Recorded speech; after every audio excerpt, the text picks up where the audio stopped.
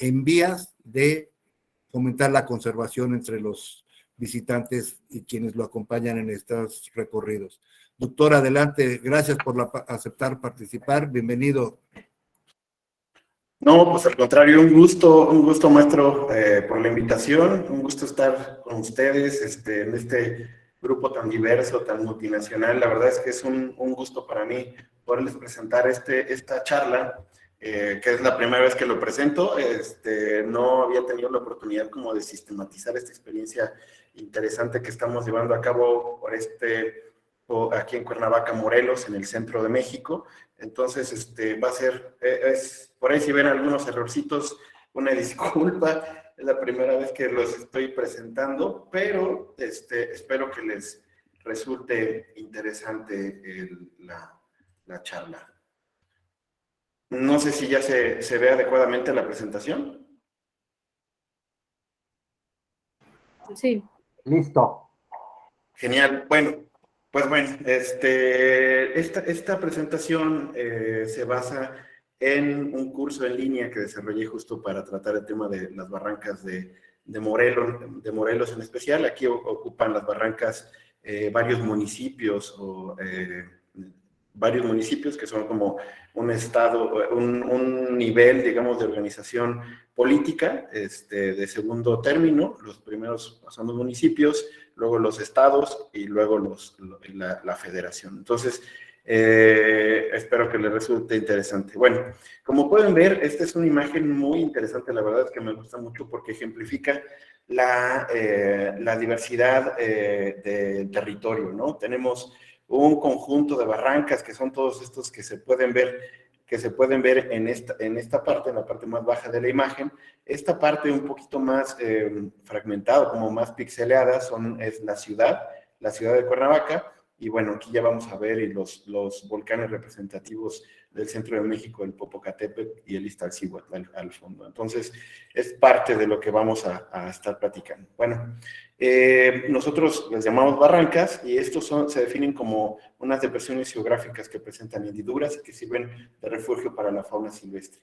No solo eso, aparte de que sirven de refugio para la fauna silvestre, a través de estas barrancas se llevan a cabo, bueno, se conducen los escurrimientos naturales y según la definición nacional de México acerca de qué es un río, nos habla de que es una corriente de agua natural, perenne o intermitente que desemboca otras corrientes, a un embalse natural o artificial al mar. Pues entonces nosotros podemos mencionar que justo las barrancas pueden ser consideradas como ríos, ¿no? Entonces, aquí en la zona de Cuernavaca, en el municipio de Cuernavaca, en el norponiente del estado de Morelos, vamos a tener más de 230 barrancas.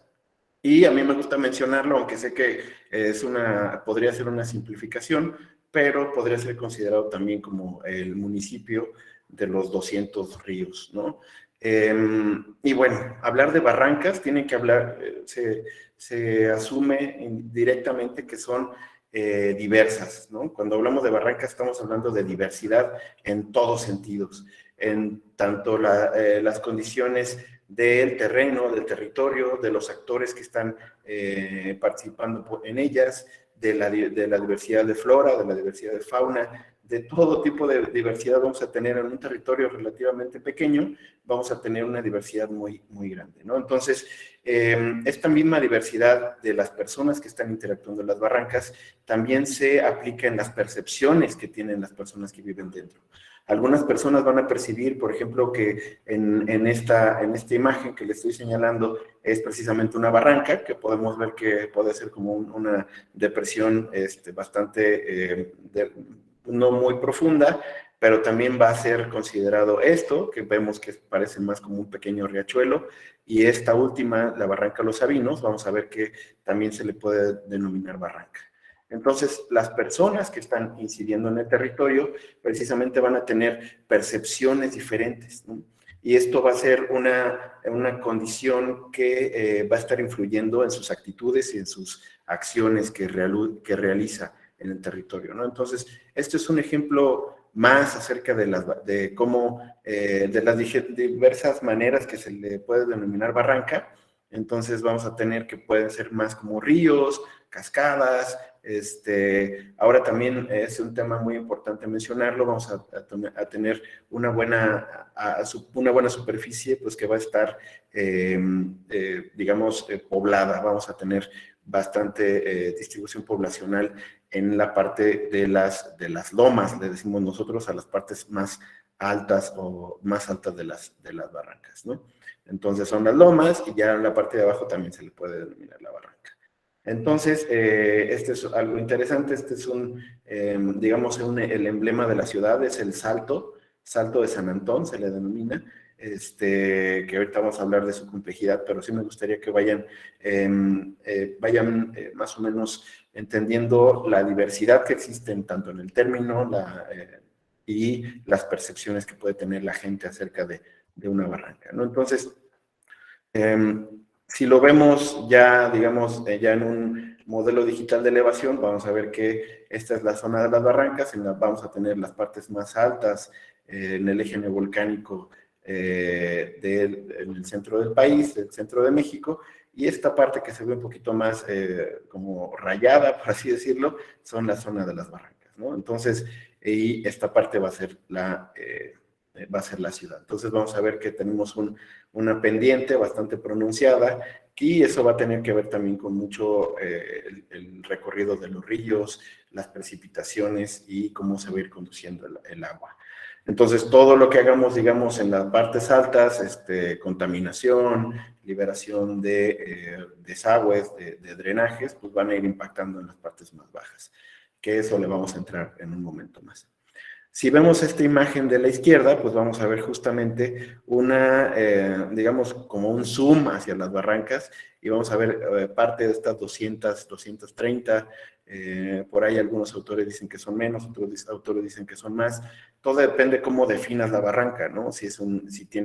Debe tener una longitud de tantos kilómetros, va a ser un cauce principal y sus diferentes enramados, ¿no?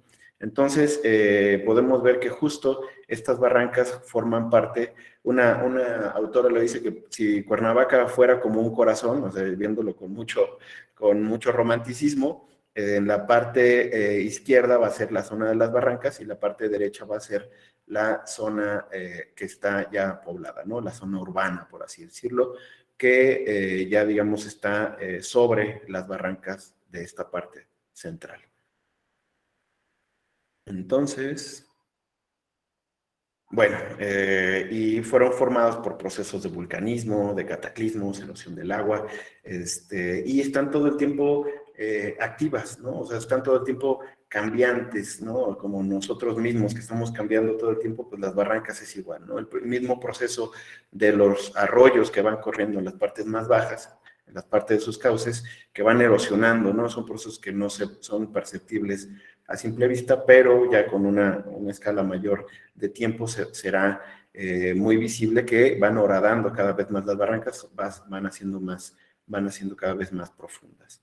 Entonces, regresando a esta imagen inicial, pues justamente podemos ver, ¿no? la diversidad, ya vemos que es de norte a sur y, digamos, la relación muy fuerte que tiene con la ciudad, ¿no? Y la ciudad con las barrancas. Esto es muy interesante porque justo las barrancas en la ciudad de Cuernavaca han sido muy culturalmente, pues es el estandarte, ¿no? Estos saltos que están a lo largo de estas barrancas.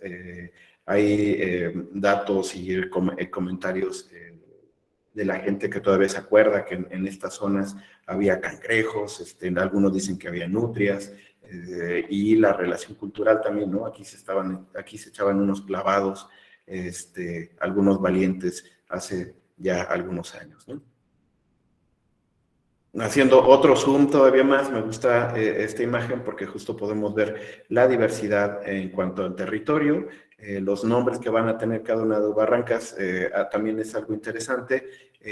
Habrá grupos que se relacionen más con las barrancas que les digan de una manera, habrá grupos que no se relacionen tanto que les digan de otra manera. Entonces, no solo es muy interesante las percepciones que tiene la gente sobre la barranca como tal, sino también en sus diferentes tramos y condiciones que se encuentren en ellas, ¿no? Y pues en las zonas más urbanas, digamos en las barrancas urbanas, vamos a tener una variedad de problemas relacionados con el desarrollo urbano, ¿no? Podemos ver que en algunas barrancas vamos a tener casas desde la parte más baja hasta la parte más alta, ¿no? Esto se complica, digamos, para la provisión de los servicios públicos como drenaje, el manejo de los residuos sólidos y demás, ¿no? Obviamente, la gente que tenga drenajes en esta parte no va a bombear aguas negras a la parte de las lomas o las partes más altas, ¿no? Sino, en algunos casos tendrán algunos sistemas de saneamiento muy particulares o en algunos otros casos también habrá, digamos, el drenaje hacia las partes más bajas, hacia el cauce de las barrancas. Y vamos a tener otros temas también ahí como la invasión de las barrancas, llegando a extremos muy imaginativos, por así decirlo, o ya de plano tomando el cauce como parte de una propiedad privada, ¿no? Esto influye también en el tema de las percepciones.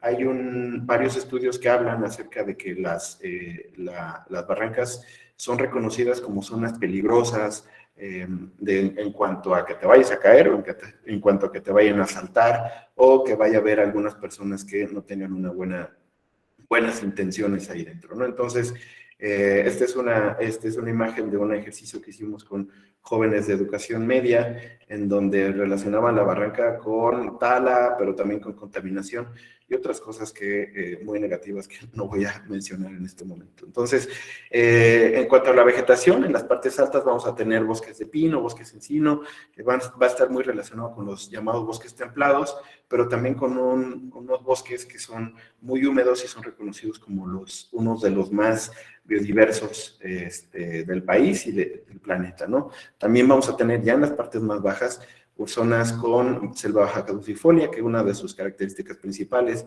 es que durante 6 meses mantiene follaje y otros casi 6 meses en temporada de secas pierde totalmente el follaje. Entonces, creo que hay varios biólogos y creo que entenderán la diversidad en ese sentido y cómo, digamos, en el encuentro con otros tipos de vegetación más húmedos, más diversos o digamos, más con otras características de orientación, pendiente y demás, pues van a dar una diversidad bastante interesante, ¿no? También ya en las partes más bajas de las barrancas vamos a tener bosques de galería. Esto lo comento porque toda esta información es parte de lo que se da en las caminatas, que ahí voy para allá, para tocar ese tema.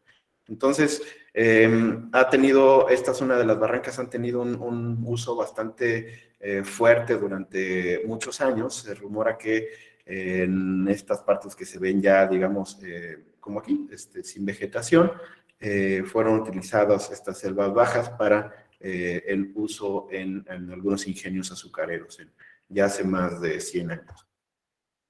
En cuanto a las especies, pues vamos a tener una gran duda acerca de cuántas especies realmente hay, ¿no? en las barrancas del norponiente de Morelos. Entonces, algunos autores mencionan pues, que hay como 651, pero algunos autores mencionan que hay hasta 1,300, 1,400 especies. En cuanto a mamíferos, vamos a tener más de 20 y una gran diversidad, ¿no? de los grupos que componen esta zona. A ver, bueno, mientras, bueno, esto sí me parece interesante que lo vean. Este es un video grabado en la zona urbana, ya en la mera zona urbana, muy cerca del centro de la ciudad, de un zorrillo cadeno, en donde ya están totalmente acostumbrados a la presencia humana, ¿no? Ahí mi amigo casi lo toca y el zorrillo sin darse cuenta, sin percatarse. Entonces, las barrancas no solo conducen agua, sino también conducen biodiversidad. Vamos a encontrar que sirven como corredores biológicos de las zonas más conservadas al norte de la ciudad y hacia abajo, ¿no?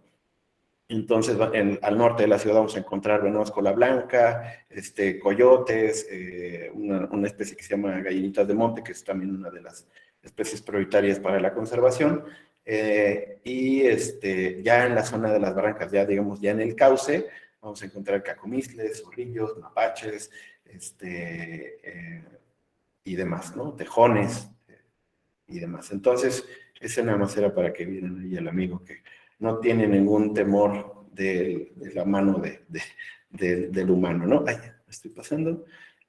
No solo eso, no voy a extenderme aquí a hablar de todas las especies, de todos los grupos, pero sí es importante mencionar estos dos amigos. Son la carpita de Cuernavaca, es una de las especies emblemáticas que se han utilizado mucho para hablar acerca de la conservación de las barrancas, y también el mezcal pique de cola partida, y vemos que sus registros están ubicados en el centro del país, ¿no? Podemos hablar de una especie que es endémica para el centro del país. Y en el caso de la carpita se menciona que solamente está ya en las barrancas, ¿no? Es importante mencionarlo. Pero también a mí me gusta hablar de esto, ¿no? Cuando se hacen los recorridos de las especies que ya no están, pero que hay registros que estuvieron, ¿no? Y mencionar y llamar al interés, a tener una buena perspectiva de lo que se puede hacer en un buen trabajo de conservación. Entonces vamos a tener estos dos, digamos, son las especies emblemáticas de la ciudad. Este está todavía en el norte del estado, en las partes más altas, y la nutria todavía está, pero ya en las partes más bajas, ya no tanto en las barrancas, sino en la parte más sur. Bueno, también hablar de barrancas es hablar también del arraigo histórico-cultural, ¿no? Que ha impactado a los habitantes, ¿no? Se dice o se le llama a la Cuernavaca como la ciudad de la eterna primavera. Entiendo que creo que en Colombia también tienen otra ciudad de la eterna primavera. En este caso, el clima más bien las condiciones estructurales, por así decirlo, de las barrancas, hacen que corran vientos fríos desde el norte, en los bosques templados, que bajen hacia el sur, refrescando toda la ciudad, ¿no? Entonces, está muy relacionado históricamente el agua y la comunidad y los habitantes de la ciudad de Cuernavaca, ¿no? Entonces, son imágenes de lo que algún día fue y que ha cambiado, ¿no? Para nosotros, esto es el marco conceptual de lo que son las caminatas por la conservación o leyendo la barranca, ¿no? Nosotros hicimos un estudio de este es un árbol de problemas en el enfoque marcológico, y lo que hicimos fue investigar cuáles son los problemas que existen en las barrancas. Casi nos deprimimos y ya no queríamos tomar el tema por la cantidad y la complejidad de los problemas que hay en las barrancas, pero bueno, le entramos, ¿no? Entonces, yo me voy a concentrar en esta parte, en lo social, porque ahí es donde estamos incidiendo o queremos incidir. Entonces, como efectos de todas las problemáticas en las barrancas, pues vamos a tener problemas en la salud, destrucción masiva del hábitat, erosión y deterioro de los servicios ambientales principalmente, y cada uno va a tener pues sus características, ¿no? Cambios en la temperatura, sobreexplotación de acuíferos, incremento de riesgo por inundaciones. En cuanto a salud, pues tenemos un problema muy fuerte que está relacionado con la descarga de aguas negras, por la misma complejidad del terreno en la zona de las barrancas, que se une con un desarrollo urbano anárquico, con el cambio de uso de suelo, con falta de la tecnología para poder hacer el tratamiento de las aguas residuales domiciliarias, pues tenemos un panorama bastante complejo, ¿no? Que tiene que ver justo con un contexto, digamos, de un cambio de uso de suelo, de un mal ordenamiento territorial, junto con el tema de los servicios urbanos, ¿no? De los servicios municipales, así le decimos por acá, que tienen que ver con la basura, los residuos sólidos y la descarga de aguas negras, ¿no? Entonces, analizando el tema social, o sea, qué es lo que nos da esta problemática, pues tenemos que ver que principalmente tiene que ver con una falta de corresponsabilidad o participación social. ¿no? La gente no conoce, no respeta las barrancas, tampoco es que tenga muchos incentivos para respetarlo, ¿no? Muchas veces va a ser preferible tirar el agua residual en una barranca a bombear aguas negras, ¿no? O a diseñar estrategias locales, ¿no? Sobre todo cuando hay una poca... por las mismas condiciones es muy difícil poder castigar, supervisar que se cumpla la ley, que es una de las mejores leyes que existe, ¿no?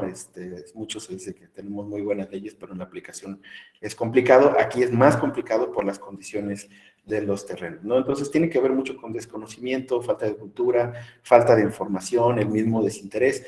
Cada uno de estos numeritos es una cita bibliográfica, entonces quisimos hacerlo muy sólidamente, escuchar todas las voces acerca de las problemáticas. Entonces, a partir de este análisis de las problemáticas, de las causas y de sus efectos, pues que quisimos incidir precisamente en este tema, ¿no? En falta de información, en atender la falta de información, ¿no? En atender la falta de educación, en esto que me parece sumamente importante, que es la percepción negativa sobre las barrancas, ¿no? Tenemos muchas barrancas, sin embargo, lo que se habla es que ya no tenemos barrancas, ¿no? La gente incorporó el discurso de que no tenemos barrancas, que están súper contaminadas, que nunca te metas en una barranca solo, que ahí vive, iba a decir el chamuco, como le decimos en México, pero que ahí vive el demonio, ¿no? Entonces, y que pasa la llorona, ¿no? Entonces, no te metas ahí, ¿no? Entonces, uno de los objetivos fue comenzar a cambiar esa percepción, porque a partir de ahí se pueden cambiar todo lo demás. Entonces diseñamos una página de internet en la iniciativa de valoración social del capital natural de las barrancas. Es barrancasdemorelos.mx. Bueno, les voy a dejar la información después. Hicimos un curso de conservación y uso sustentable de las barrancas en la plataforma Udemy, que está disponible. Y bueno, trabajamos mucho con los jóvenes, ¿no? Hicimos un proyecto con el máximo financiador, digamos, en temas de investigación aquí en México, con ACID. Pudimos hacer un proyecto para incentivar las vocaciones científicas, con proyectos que tenían que ver con el saneamiento y la conservación de las barrancas. Entonces, a partir de ahí, a partir de todo este bagaje de saber cuáles son las problemáticas, hacia dónde va, qué temas atender, pues se inició este tema de las caminatas científicas, barrancas y conservación, donde lo que se buscaba justamente era atender el tema de la percepción, de combatir el desasosiego que existe en la ciudad, en decir, este pesimismo profundo que existe, tan profundo como las barrancas. Entonces, era atender, ¿no? Que la gente se metiera a la barranca, ¿no? Meternos, platicar acerca de la barranca, ver qué es lo que hay, cuáles son sus componentes físicos, ambientales, de gestión, de especies que existen ahí, platicar, retroalimentarnos, ¿no? Como sociedad. Eso al final era el objetivo principal, ¿no? De estas caminatas, es justo reconocernos, ¿no? Hay algunas iniciativas donde se menciona, no, es que vamos a hacer un museo, un museo donde vamos a tener todas las especies. El museo va a estar en la loma de una barranca, para que ya no nos tengamos que meter a la barranca, ¿no? Al contrario, hay que meterse, ver, bueno, obviamente con todos los cuidados, ¿no? Y sabiendo cuándo, en dónde y a qué horas, pero bueno, es eso, ¿no? Es entrar a la barranca, que la gente reconozca una barranca en su estado natural, escuchar las voces, ¿no? De qué tienen que decir las personas, qué tienen que decir sus habitantes, cómo se retroalimenta la conversación en cuanto a lo que ellos pensaban, o en cuanto a lo que ellos creen que pueden hacer de sus diferentes campos de acción, profesiones y demás, ¿no? Sobre todo, creo que es muy importante mantener la actitud conciliadora. A mí me parece que todos los grupos que quieren participar por el medio ambiente, su ayuda va a ser muy bienvenida, ¿no? Obviamente habrá gente que tenga menor información y mucho ímpetu, y se pueden cometer errores garrafales, ¿no? Pero creo que al final de cuentas el trabajo es ese, ¿no? Es informar, dar a conocer, atraer esos conocimientos, esas ganas, ese espíritu hacia un tema, digamos, ya más formal o científicamente comprobado, ¿no? O alguna estrategia de planificación ya concreta, ¿no? Entonces, lo que siempre se trata de mencionar en esas caminatas es la búsqueda de la coexistencia, ¿no? Ni las ciudades van a desaparecer para que existan bosques, y lo más probable es que los bosques van a desaparecer porque existan las ciudades, ¿no? Entonces, pero sin los bosques, las ciudades no pueden tener la gama de servicios ecosistémicos que las mantienen, ¿no? Entonces, se busca eso, ¿no? Estos diálogos, ¿no? Y en estos recorridos, pues, hemos encontrado cosas muy padres, ¿no? Hay gente que se dedica a la observación de aves, hay amas de casa, hay gente que solo quiere salir a caminar, hay abogados, hay ingenieros, gente que hace programación y de todo, y a todos se les ocurre, ya estando en las barrancas, pues qué pueden hacer dentro de sus campos de acción. En este sentido, en esta lectura de la barranca, en donde vamos caminando y revisamos y de repente nos podemos ver a un bicho, ¿no?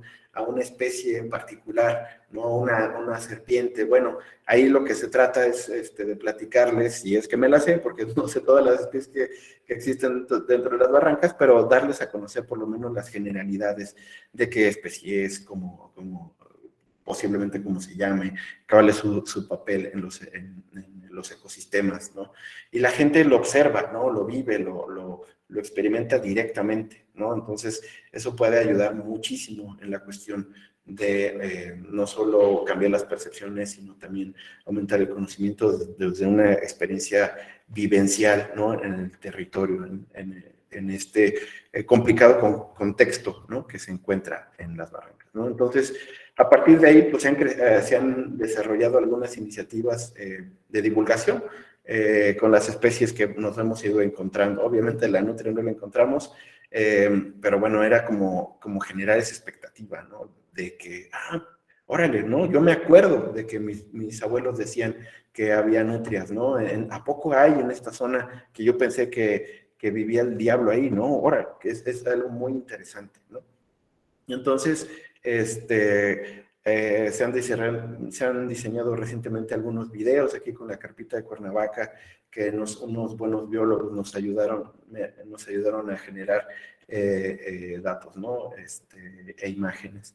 Entonces, ha sido una experiencia bastante interesante, no solo en campo, sino tratar de que a través de las redes sociales, que es una de las herramientas muy poderosas, para bien y para mal, se pueda difundir esta información, y que también haya una retroalimentación, ¿no? Donde la gente recuerde, tenga acceso a esos recuerdos, ¿no? Donde se metían a nadar a las barrancas, ¿no? Y ahora, sobre todo en las urbanas, pues ya es imposible, ¿no?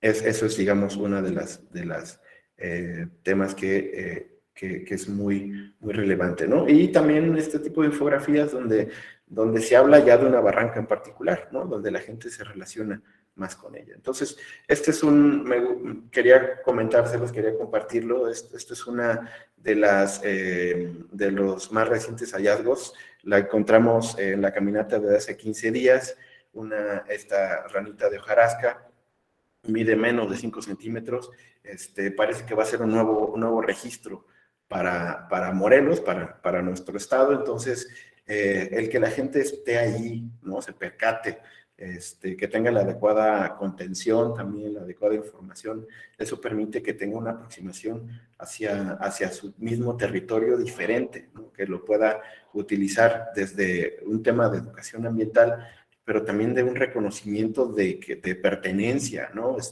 Ya no es, la barranca donde vive el demonio, sino es la barranca donde vive la ranita de la hojarasca, ¿no? Por lo menos ya hay un cambio en ese acercamiento de estas personas que fueron, ¿no? en otros recorridos pues encontramos encontramos una salamandra, en otro recorrido, en otros, un ave particular que quizá no sabíamos cómo se llamaba, pero el hecho de verla, de ubicarla en este territorio que no es tan del demonio, pues podemos pensar en que se puede generar una coexistencia, ¿no? En este caso, también es importante mencionar que no solo es la observación de aves, no solo es la fotografía de paisajes, sino también el tema de los rastros es un tema fundamental para ubicar a estas especies que nos van a estar indicando algunas cuestiones de hábitat o algunas cuestiones de conservación, ¿no? Entonces, bueno, creo que sería todo para dar tiempo a algunas preguntas. Estos son mis datos, estoy ahí a sus órdenes para cualquier comentario, crítica, consejo, porque también hay mucho que ustedes creo que pueden contribuir. Y bueno, muchas gracias, esto sería todo. Muchas gracias, doctor Víctor Flores, excelente plática, muy interesante. Hay una primera pregunta que hace Milagros Martín García, dice, entiendo que la ranita es endémica solo de esta barranca. No, yo no soy herpetólogo, algunos de buenos amigos herpetólogos están sumamente confundidos, parece que el grupo en particular es complejo y esta especie en particular la van a sacar digamos, de un grupo, o sea, la están como reacomodando en el tema de su identificación. Lo que sí dicen es que es muy probable que sea un nuevo registro para Morelos de este bicho. Entonces, eso es lo que sabemos hasta ahorita de esta ranita en particular.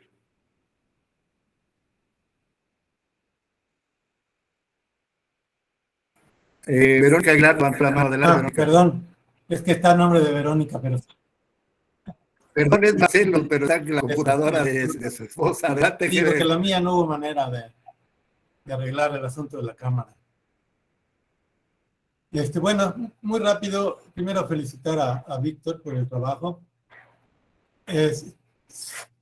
Sí me hubiera gustado escuchar más del tema propiamente del rastreo en las barrancas, porque pues tengo varios recuerdos sobre eso. Hace muchos años, estoy hablando de los 70s, justamente yo iba a Morelos con un compañero de trabajo que vivía allá a recorrer barrancas, buscando rastros, y efectivamente encontraba los rastros que me interesaban de la especie que yo quería verificar, pero encontraba muchos rastros en estas barrancas. No es en esta zona que mencionó Víctor, pero sí otras barrancas del estado de Morelos, por la zona de Yecapixtla. Y tengo muchos recuerdos muy interesantes del rastreo ahí en las barrancas.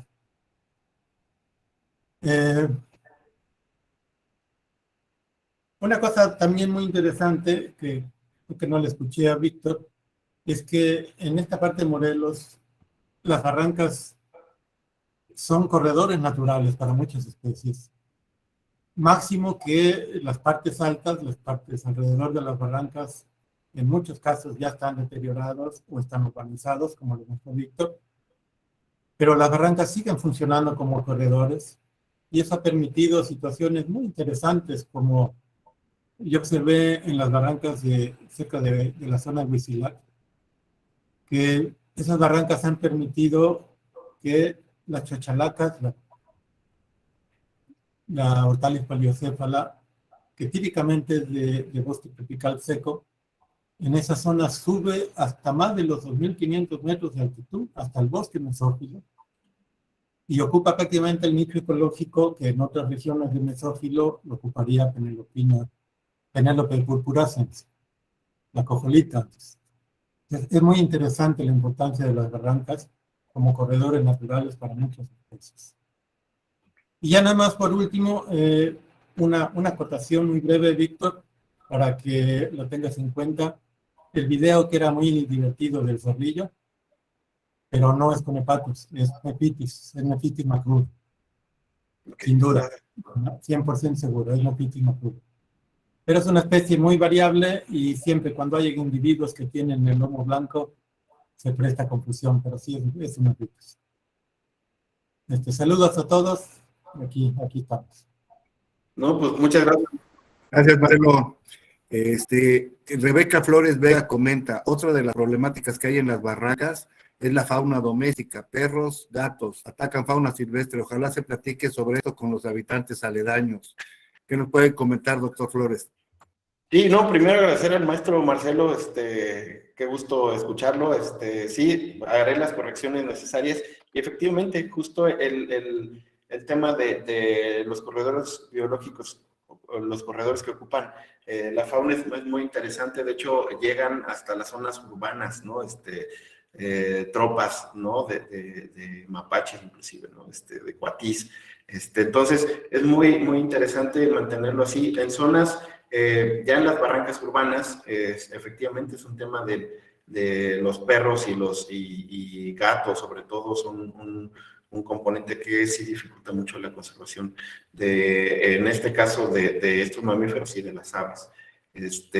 Sin embargo, digamos que la más grande complejidad de las barrancas es su terreno, ¿no?